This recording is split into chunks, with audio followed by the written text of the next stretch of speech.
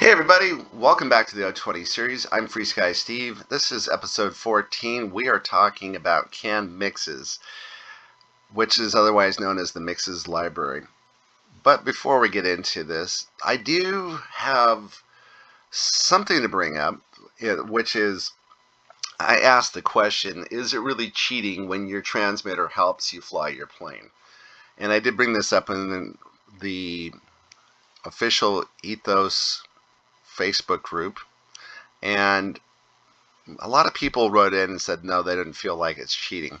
So what I will say is this: I did start watching a series of videos from someone named Hoover who reviews plane crashes, and he does it in such a great way that he has to be respectful to the families, because oftentimes they are watching the videos to see, unfortunately he covers plane crashes, and a lot of times it's pilot error.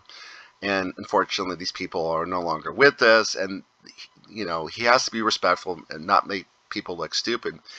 But I did start to put two and two together, because I never quite understood how people could have so much flight experience, sometimes tens of thousands of hours of general aviation experience or commercial experience, end up dead. And what happens is there's something called pilot workload, which is there's just an awful lot of things for you people to manage. Now, you can manage these things if you're by yourself and you have your full attention, you're paying attention to all the gauges in front of you on these general aviation planes. But occasionally people are chatting away with someone else in the cockpit, or they're just not paying attention. Or as you get older, sometimes maybe our attention tends to wander a bit, if we're being honest. And one reason or another, something comes up, people fall behind on the workload, and when something that they should be paying attention to doesn't happen, they end up getting themselves into trouble, and the last few moments of their life are terrifying. And when it comes to RC, we have not quite as much to manage, but we do have enough to manage. And the thing I am very much passionate about is when I go out and I fly my planes, I just want to enjoy the hell out of them. I love a well-trimmed plane. I used to be thrilled as hell to get a plane up in the air and fly it around and bring it back, and hope to God I didn't sneeze, because if I did sneeze, I would close my eyes for a portion of a second and the plane might have fallen out of the sky, because it was so poorly set up that these things barely flew. And now that I have a lot more experience flying, especially more experience understanding how to set up a plane, how to set up a transmitter, I'm not fine with below average. I'm not fine with average. I want exceptional. I want exceptional flights, and I will use every single tool at my disposal to make sure my planes fly as good as they possibly can. I want to make sure that I avoid things like adverse yaw. So let's get into adverse yaw. What is that? I know we talked about it before.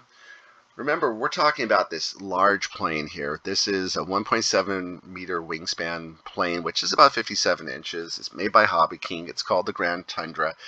And because it's large, what tends to happen is you need to put rudder into the turns. We also talked about differential.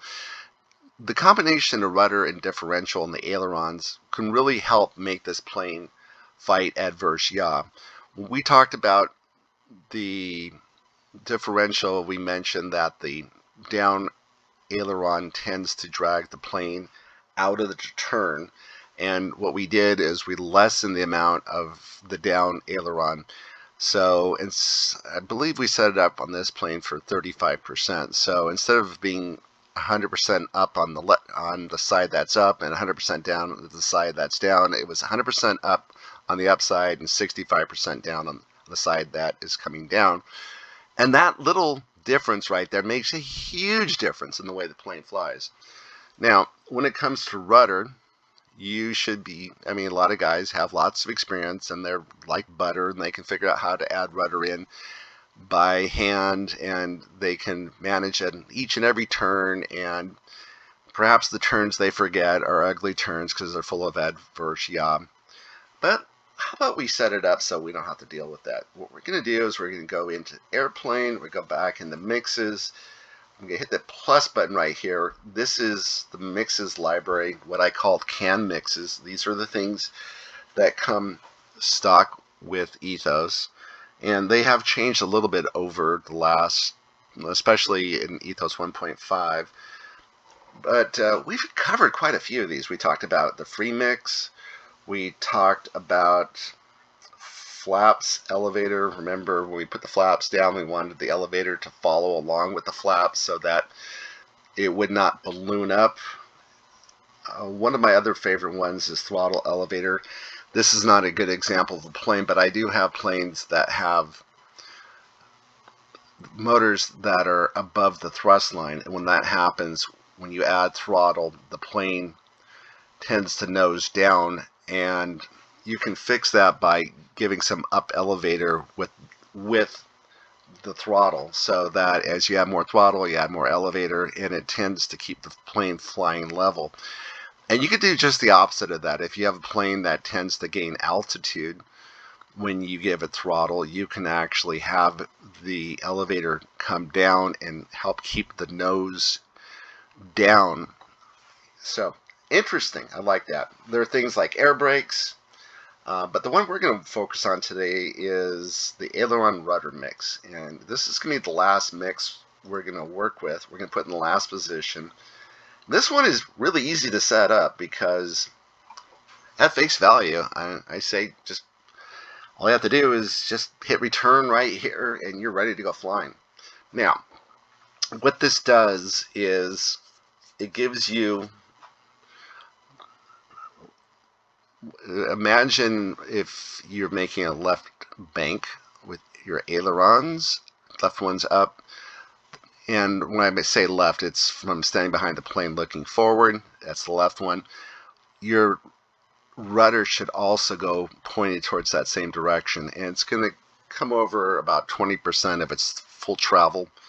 And that little difference makes a huge difference in the turn. You'll start to notice the turns are a lot smoother and a lot more efficient. We call those coordinated turns.